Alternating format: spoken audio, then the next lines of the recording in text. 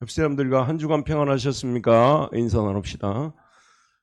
사실 한 주간 평안하기가 쉽지 않았어요. 그래도 하나님이 저희 나라를 불쌍히 여기셔서 이제 계속 안정된 그런 나라가 되었으면 좋겠습니다. 뭐 나라와 민족을 위해서 기도합시다. 늘 해오던 말이지만 요즘 같은 경우는 아주 구구절절 나라와 민족을 위해서 기도해야 되겠다는 그런 생각을 하고 있습니다. 우리 예수님 당시에 그러면 그 이스라엘은 어떤 상태였을까? 사실 생각했던 것보다 안정된 상황이었습니다. 이스라엘을 통치하던 로마 제국은 지금의 우리나라와는 달리 매우 안정되어 있었습니다. 황제 옥타비아누스가 세계로 쪼개져 있던 나라를 통일시키고 원로원으로부터 존엄자를 뜻하는 아우구스투스라는 칭호를 받게 되죠. 이때부터 시작하여 로마는 200년 동안 소위 팍스 로마나 로마의 평화를 누리게 됩니다. 로마의 평화 시대에 그 로마의 속국들도 반드시 나쁘지만은 않았습니다.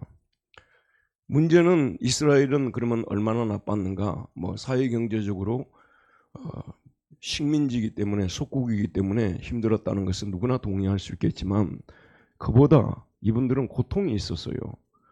지금 이스라엘 사람들한테 가서 한번 물어보세요. 무슨 고통이 그렇게 크냐고. 경제적인 고통이냐고 아니면 정치적인 고통이냐고. 그들에게는 그런 고통도 있지만요. 항상 그들을 짓누르는 고통이 있는데 자기 백성을 저희 죄에서 구원할 메시아가 태어나야 되는데 여러분 이스라엘 사람들은요. 지금도 그 메시아가 오시지 않고 있다고 믿고 있잖아요. 저와 여러분들은 메시아가 이미 오셨다고 믿지 않습니까? 그 사람들은 지금도 안 믿고 있어요. 그래서 이분들은 여러 가지 것들이 설령 충족되었다 하더라도 예수 그리스도 메시아가 이분들은 아직 오지 않았기 때문에 힘들어하는 것입니다. 바로 이런 상황을 우리가 이해하고 예수님의 출생에 대해서 생각을 해봐야 되는 것입니다. 이제 진리의 왕이 드디어 온다고 지금 천사를 통해서 알려지고 있습니다. 이스라엘 나라의 갈릴리 나사렛에 살고 있던 요셉과 마리아의 가족을 통해서 오신다고 말하고 있죠. 여러분 지난 시간에 말씀을 드렸던 것처럼 상식을 이거는 깨는 얘기입니다. 상식적으로는 지난 시간에도 말씀드렸지만 메시아는 가문도 좋고 여러 가지 면에서 반짝반짝하는 그런 가정을 통해서 와야 되는데 낮고 천한 목수의 가정 요셉과 마리아 가정을 통해서 온다는 것이 참 일반 상식으로 받아들이기가 어려운데 여러분 잘 들으세요. 하나님은 일반 상식을 주신 분도 있지만 일반 상식도 하나님으로부터 온 것입니다. 하지만 일반 상식을 초월해서 역사할 때도 있습니다. 하나님이 어떤 나라를 구원하는 데에요. 학업성적이 우수하고 품행이 단정한 이런 사람들을 통해서도 물론 예를 들면 모세라든지 이사야라든지 이런 사람들을 통해 구원하시지만 일반적으로 저런 사람이 어떻게 우리를 구해? 그런 사람들을 보내서 구원하는 역사가 구약에 여러 번 등장하는데 대표적으로 사사기 아닙니까? 삼손이라든지 기드온이라든지 입다라든지 이런 그 이스라엘을 구한 당시에는 나라를 구한 사람들이에요. 그분들이 우리가 볼 때는 아무것도 아니었지만 당신은 나라를 구한 사람들이라니까요. 나라를 구한 사람들의 출신 배경을 보게 되면 상식적으로 이런 사람들을 어떻게 통해서 나라를 구원할 수 있을까?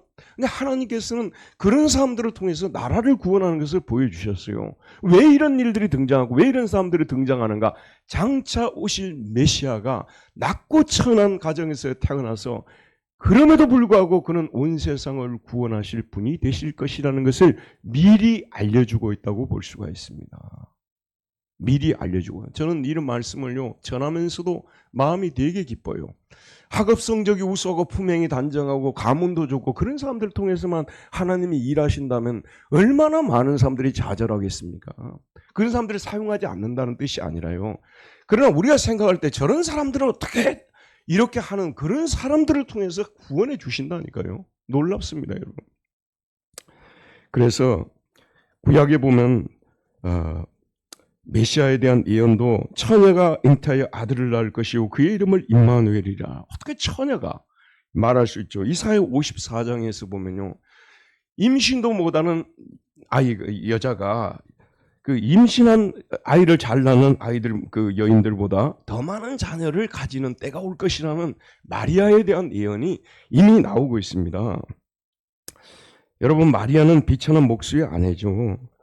그 목수의 아내를 통해 구세주가 이 땅에 온다는 것이 이해가 되지 않지만 그렇습니다. 그런데 메시지가 있겠죠. 왜 그러면 이런 비천한 여인을 통해서 오시느냐? 비천한 백성들을 구원할 것이라는 메시지가 들어 있습니다.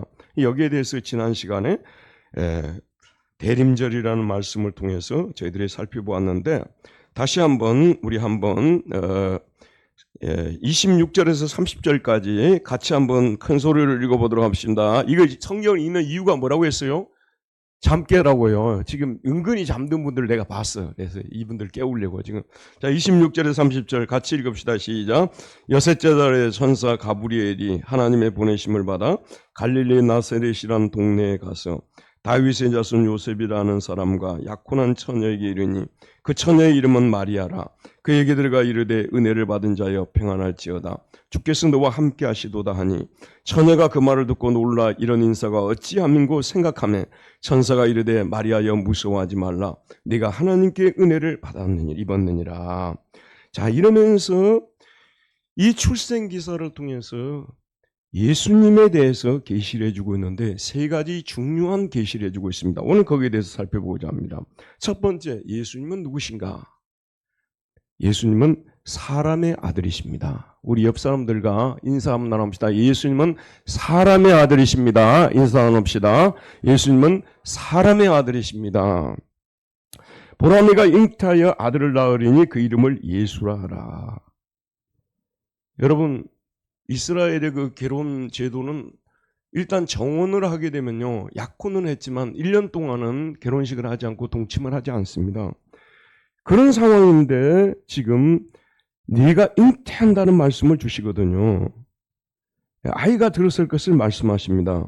그리고 아이를 낳을 것인데 아이를 낳으면 그 이름을 예수라고 지으라고까지 말씀하십니다. 두 가지 의미가 있습니다. 첫째, 예수님은 사람의 아들로 태어날 것이라고 말씀하십니다. 보라 네가 잉태하여 아들을 낳으리니, 사람들이 아이를 가지려면 먼저 아이가 들어서는 일이 있어야 됩니다.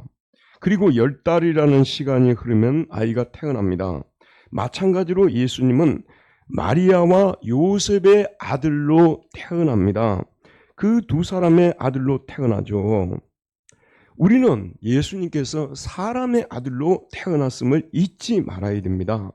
사람의 아들로 태어났다는 것이 초대교회에서는요, 부끄러운 일이었어요. 처음에 이 기독교가 좀 하층민들에게 전파가 됐지 않았어요? 그럴 때는 이런 얘기를 참아줄 수가 있었는데 이제 제국의 종교가 된 거예요. 로마 제국 황실에까지도 예수 믿는 사람이 생겨나고 하다 보니까 하나님의 아들이 사람의 아들이라는 이런 말, 하나님의 아들이라는 표현은 괜찮은 사람의 아들이라는 말이 굉장히 거슬렸습니다. 그래서 사람의 아들이라는 말을 쓰지를 않았습니다. 여러분, 재밌는 것은 뭐냐면요, 동정녀 마리아 있지 않습니까?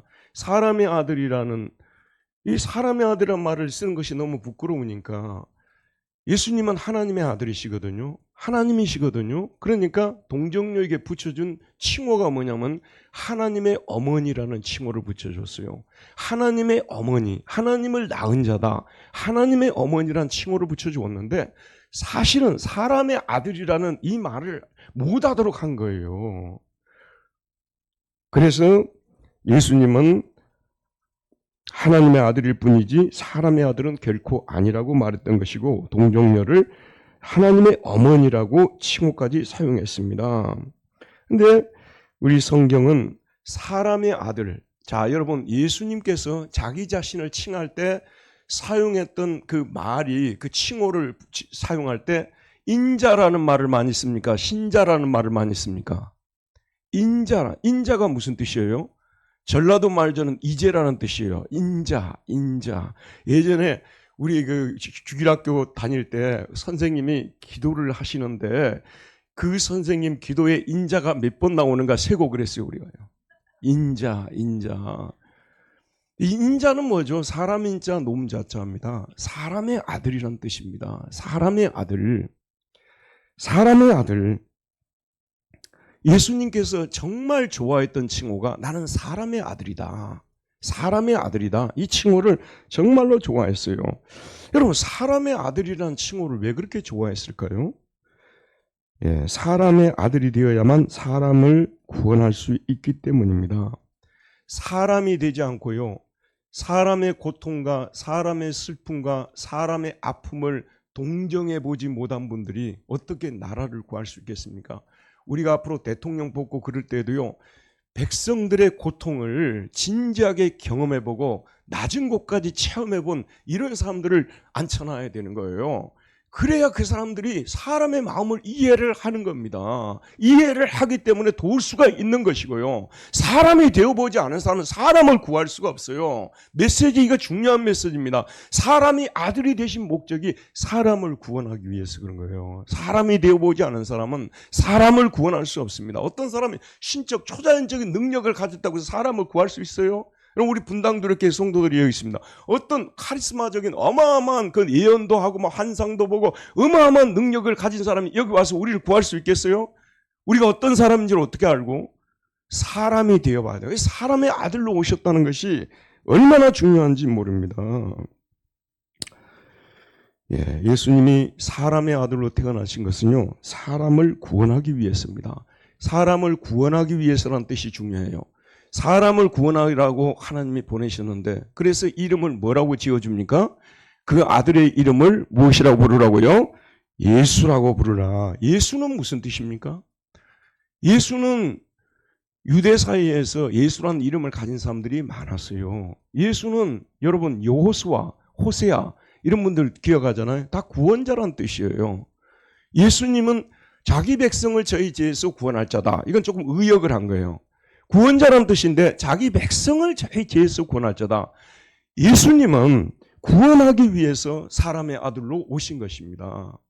마리아에게서 태어나신 목적이 사람을 구원하기 위해서, 자기 백성을 저희 죄에서 구원하기 위해서요. 근데 우리가 이 철학에서는 본질적이라는 말과 실존적이라는 말을 쓰거든요. 그래서 유명한 사르트르라는 철학자가 실존은 본질에 앞선다 말을 쓰잖아요. 실존이란 뭐냐면 여기 지금 있는 존재를 말하는 거예요. 여기 지금 있는 나라는 사람을 말하는 거죠. 한 개개인을.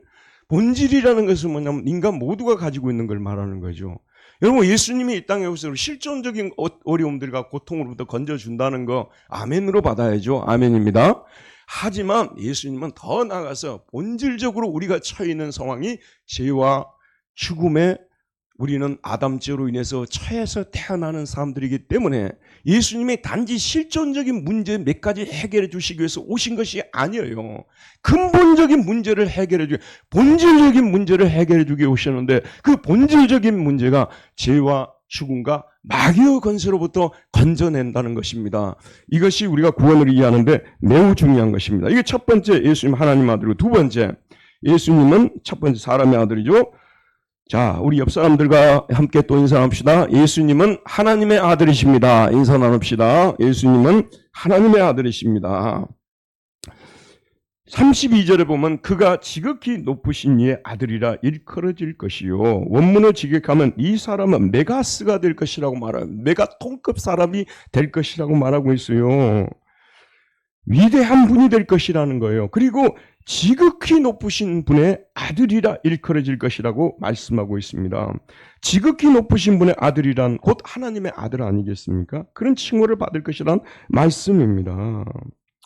마리아에게서 태어날 아들이 어떻게 하나님의 아들이 될 수 있을까요? 당사자인 마리아가 가장 이해하기 어려웠을 것입니다. 그래서 마리아는 천사에게 말하는데 34절에 보면 마리아가 천사에게 말하되 나는 남자를 알지 못하니 어찌 이 일이 있으리까? 어떻게 이런 일이 가능하겠냐고. 왜냐하면 저는 전혀 남자를 가까이 해본 적이 없는데 이렇게 말하고 있습니다. 천사가 대답하여 이르되 성령이 내게 임하시고 지극히 높으신 이의 능력이 너를 덮으시니 이름으로 나실 바 거룩한 이는 하나님의 아들이라 일컬어지라. 성령이 내게 임하시고 성령의 능력으로 태어나기 때문에 그는 하나님의 아들이 될 것이라는 말씀입니다. 육신의 그 출생의 생물학적 과정을 통해서 태어나기 때문에 사람의 아들이 되는 것이고요. 성령의 능력으로 태어나기 때문에 하나님의 아들이 될 것이라고 말씀하고 있는데, 그러면 성령님은 어떤 분이십니까? 성령님은 창조의 영이십니다. 그래서 우리가 너무나 잘 아는 창세기 1장에 보게 되면 이런 말씀이 나오지 않습니까? 너무나 잘 아는 말씀이, 태초에 하나님이 천지를 창조하시니라. 땅이 혼돈하고 공허하며 흑암이 깊음 위에 있고 하나님의 영은 수면 위에 운행하시니라. 예전에는 어떻게 번역했냐면, 땅이 혼돈하고 공허하며 흑암이 깊음 위에 있고 하나님의 신은 수면 위에 운행하시니라. UBF 친구들이 성경 공부를 하면서 이 하나님의 신을 진짜 우리가 신는 신으로 생각했대요. 그걸 방지하기 위해서 영어로 지금 바꾸는 거예요. 하나님의 영은 수면 위에 운행하시니라. 성령이 바로 이 창조의 사역을 이루신 분이시거든요. 그러니까 성령하게 되면 늘 창조를, 무에서 유를 창조하는 분이십니다.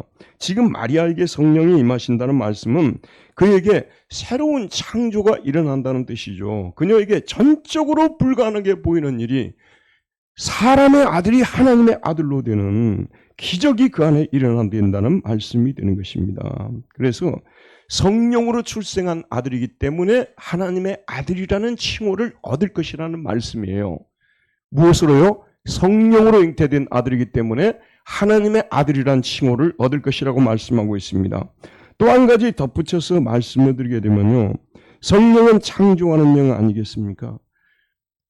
우리가 잊지 말아야 될 것이, 우리가 이제 신학교에 가게 되면 양성론을 배웁니다. 인성을 가지시고 신성을 가지셨다고 하는데, 우리에게 신성이라는 어떤 본질이 부착이 되어 가지고 예수님께서 그 신성을 가지고 사람들에게 기적을 행했다고 이렇게 말할 수가 있는데요, 그거는 잘못 본 거예요. 예수님은 우리와 똑같은 분인데 칭호가 하나님의 아들이에요. 왜냐하면 성령으로 잉태되었기 때문에. 알겠죠, 여러분? 그런데 예수님이 그런 엄청난 창조 사역을 감당할 수 있었던 것은 자신의 출생 때 함께 하시던 성령이 함께 하셨기 때문에 그런 역사가 일어나게 된 거예요. 예컨대 저와 여러분들이 보잘것없지만 성령이 우리에게 임하시고 성령이 우리를 주관하시고 우리와 함께 하시면 우리도 역시 새 창조의 역사에 동참할 수 있다는 말씀이 되는 것입니다. 성령은 창조의 영이십니다. 옛 세상을 없애버리시고 새로운 세상을 창조하시는 분이시라는 말씀입니다. 그래서 오늘 성령이 임했다는 말씀은 그런 뜻이고요. 성령님은 새 창조의 영과 동시에 우리에게 능력을 주시는 분이시라고 말씀하고 있습니다. 35절을 보면 지극히 높으신 이의 능력이 너를 덮으시리니, 지극히 높으신 이의 능력이 마리아를 덮을 것이라고 말씀하고 있는데, 성령은 능력을 말하죠. 성령님이 가는 곳에, 성령이 역사하는 곳에 능력이 나타납니다.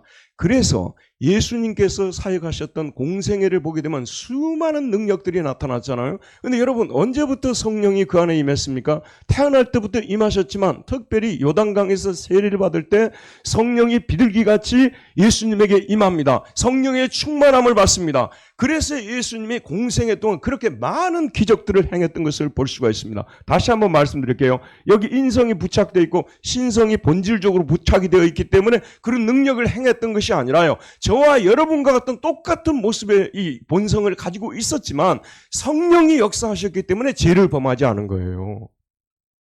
그리고 성령이 역사하셨기 때문에 그 말로 할 수 없는 수많은 기적들을 이와 같이 이 땅 위에서 이루신 것입니다. 이것이 바로 출생 때 나타났던 그 표현들이 예수님의 공생애 동안 성령을 통해서 수많은 능력이 나타나서 수많은 사람들을 하나님께로 데려오는 그런 역사들이 일어나게 됐다는 것입니다. 이를 통해서 보세요.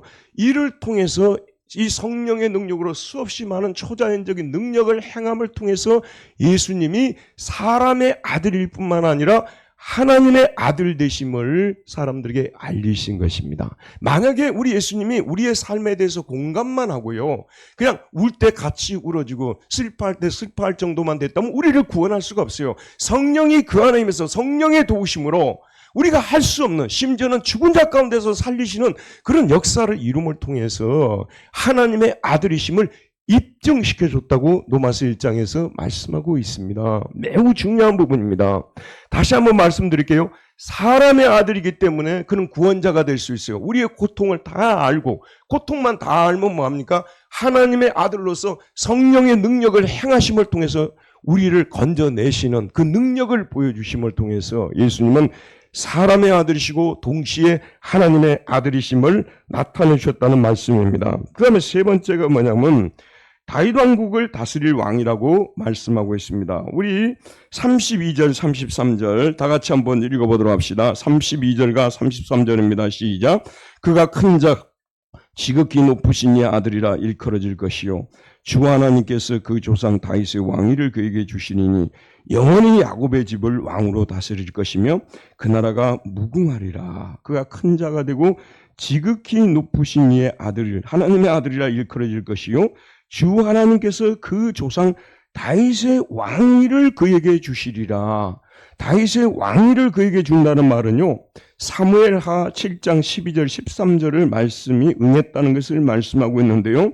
내 소환이 차서 내 조상들과 함께 누울 때에 내가 내 몸에서 날 내 씨를 내 뒤에 세워 그의 나라를 견고하게 하리라. 그는 내 이름을 위하여 집을 건축할 것이요 나는 그의 나라를 영원히 견고하게 하리라. 다윗의 시 중에서 꺼져가는 다윗 왕국을 다시 일으킬 사람이 나올 것이라고 말씀하고 있습니다. 그 사람이 유다 지파 다윗의 자손으로부터 나올 것인데 다윗 왕국을 다시 일으키고 그 다음에 이 다윗 왕국을 영원토록 다스릴 왕이 될 것이라는 예언의 말씀이 나오고 있는데 오늘 천사가 바로 내게서 태어날 그 아들이 다윗의 씨로서 다윗 왕국을 재건할 자이고 다윗 왕국에서 영원히 통치할 분이시라는 것을 확정적으로 말해주고 있습니다.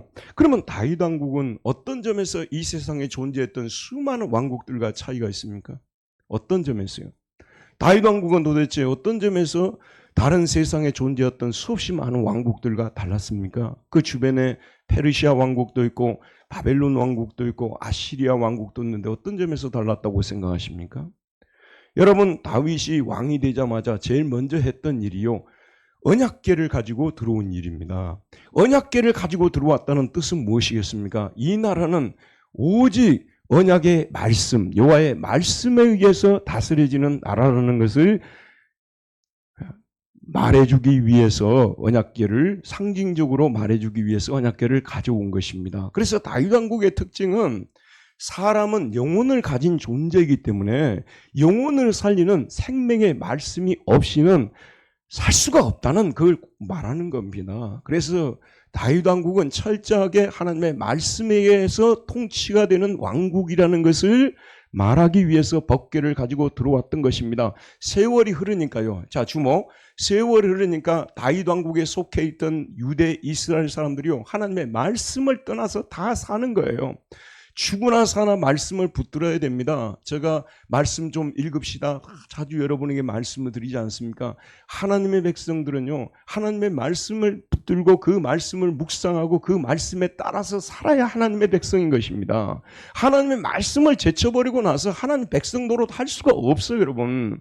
그 정도로 하나님의 왕국에서는 이 말씀이 중요한 것입니다. 말씀을 통한 의와 사랑의 통치라는 것을 우리는 잘 기억해야 되는 것이고요. 그런데 다윗 왕국은 율법과 복음 중에서 둘 다 하나님의 말씀이지만은 다윗 왕국은 율법이 좀 앞서 있는 왕국이라고 볼 수가 있어요.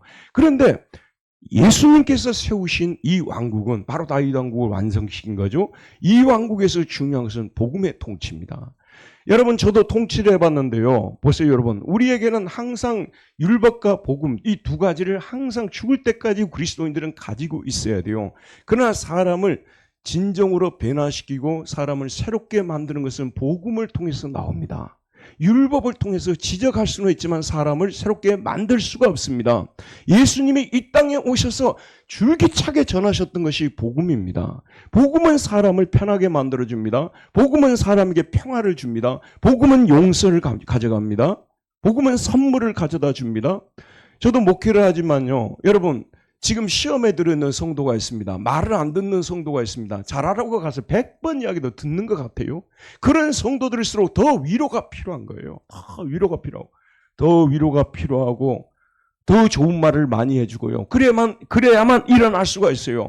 못한다고 해서 못하는 얘기 줄줄이 갖다 끄집어내서 재판하면 누가 살아남을 수 있겠습니까? 여러분, 예수님이 다윗 왕국의 부족한 점이 그거예요. 다윗 왕국이 왜 무너졌냐 그러면요, 엄밀한 의미에서 율법이 복음보다 앞서 있었기 때문이라고 저는 생각하거든요. 그래서 우리 예수님께서는 다윗 왕국을 완성하기 위해서 오신 분으로서 오직 복음을 통한 통치를 선언하시고 사람들을 용서하기 시작한 거예요. 가는 곳곳마다 용서를 하셨어요. 도저히 용서받을 수 없다는 사람들도 용서를 했어요. 다 용서하고 끌어안아주고 다 용납하고 하니까 사람들이 예수님께로 다 몰려들지 않았습니까? 바로 하나님 나라는 예수님께서 오셔서 같이 복음을 통해서 세우셨다는 것을 말씀해 주고 있습니다. 자, 세 가지로 정리해 봅시다. 첫 번째는 뭐라고 했습니까? 예수님은 사람의 아들이고, 두 번째는 뭐라고요? 하나님의 아들이시고, 세 번째는 뭐죠? 다윗의 후손이라고 말씀을 드릴 수 있습니다. 정말 다시 한번 말씀을 드릴 때요, 히브리서를 보게 되면 특별히 예수님이 사람의 아들이셨다는 것을 정말 많이 강조해요. 예전 초대교회에서는요, 예수님이 사람의 아들이냐 하나님의 아들이냐 이거 가지고 막 피 터지게 싸웠습니다. 그래서 나중에 451년에 이 종교회의를 열어가지고 칼케톤에서, 이 칼케톤은 지금 이스탄불 옆에 있거든요. 제가 지난번 이스탄불 갔을 때 칼케톤을 가봤어요. 칼케톤에 모여가지고 결국은 예수님은 사람의 아들이시고 하나님의 아들이시라고 판정을 내려버렸어요. 그래서 그 이후로 예수님은 하나님의 아들이시고 사람의 아들 가운데, 특별히 시리아 쪽 아시잖아요. 시리아는 바로 이스라엘 바로 위에 있는 나라 아니에요. 당시 초대교회는 시리아가 5대 교회 중에 하나였어요. 그 시리아 쪽에서는 히브리서를 그렇게 많이 강조했어요. 예수님은 사람의 아들이라는 거예요. 그런데 그가 너무나 하나님의 말씀에 완벽하게 순종하였기 때문에 하나님의 아들이란 칭호를 하사받았다는 거예요. 본래는 사람의 아들이었는데, 그럴 정도로, 이건 잘못된 교리거든요. 예수님은 태어나면서부터 성령으로 잉태된 하나님의 아들이기 때문에 중간에 하나님의 아들이 된 게 아니고 처음부터 사람의 아들이고 처음부터 하나님의 아들이었는데, 잘 들으세요 여러분. 히브리서에 보게 되면 예수님이 사람의 아들로 많이 소개되고 있습니다. 그러므로 그가 범사의 형제들과 같이 되심이 마땅하도다. 이는 하나님의 일에 자비하고 신실한 대제사장이 되어 백성의 죄를 속량하려 하심이라. 그가 시험을 받아 고난을 당하셨은즉 시험 받는 자들을 능히 도우실 수 있느니라. 제가 학교에서 좀 가르쳐 봤잖아요. 학생들이 뭘 그렇게 무서워하는 줄 아세요? 학생들이 뭘 그렇게 무서워해요? 시험 보는 걸 그렇게 무서워합니다. 저 오랜만에 학교에서 강의 한번 했더니 시험 보는 날 전날 이틀 전부터 전화가 와가지고 뭐 어떻게 출제하느니 어쩌니 저쩌니, 속으로는 그 시간에 한 자라도 더 공부하지 속으로는 그랬어요. 근데 그렇게 사람들이 두려워하는 거예요. 그 초등학교 때부터 중고등 학교를 지나오면서 막 시험 무지무지 봤잖아요. 그런 시험들, 봐보지 않는 사람이 시험을 봐본 사람들의 마음을 어떻게 알겠느냐, 그런 말씀이에요. 인간이 되어서, 사람의 아들이 되어서 이 땅에서 인간이 당할 수 있는 여러 가지 고난을 당해보시고 시험을 당해보지 않은 사람이 어찌 사람을 구원할 수 있겠느냐. 저는 여러분에게 부끄럽습니다만 그래도 다른 목사님들에 비해서 너무 심하게 이렇게 고난을 당한 건 아니지만 어느 정도는 그래도 여러 가지 가난이라든지 또는 여러 가지 고난을 당해보시게 하셨다는 것이 얼마나 감사한지 몰라요. 그걸 당해보지 않았더라면 어떻게 이 고난당하는 성도들의 마음을 헤아릴 수가 있겠습니까? 하나님의 아들, 세상을 구원하실 분이 사람이 당하는 고통조차도 동정하지 못하시는데 어떻게 세상을 구원할 수가 있겠습니까, 여러분? 그래서 사람이 되셨다는 것이 너무나 중요합니다. 그러므로 우리에게 큰 대제사장이 계시니 승천하시니 곧 하나님의 아들 예수시라.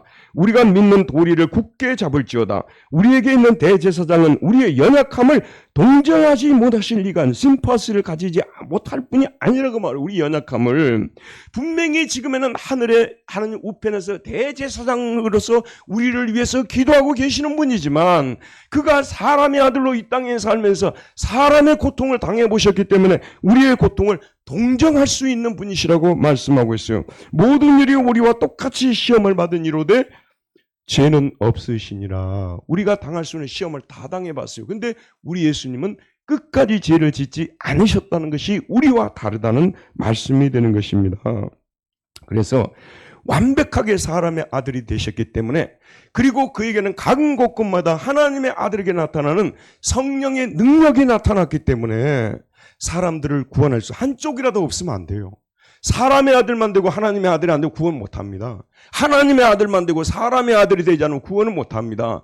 지 아무리 어마어마한 능력을 가진 사람이 여기에 와서 우리 분당두레교를 구원하려고 해도요, 어마어마한 카리스마적인 능력을 가진 사람들을 알죠. 우리 구원할 수가 없어요. 사람의 고통을 아는 사람만이 구원할 수 있다는 것.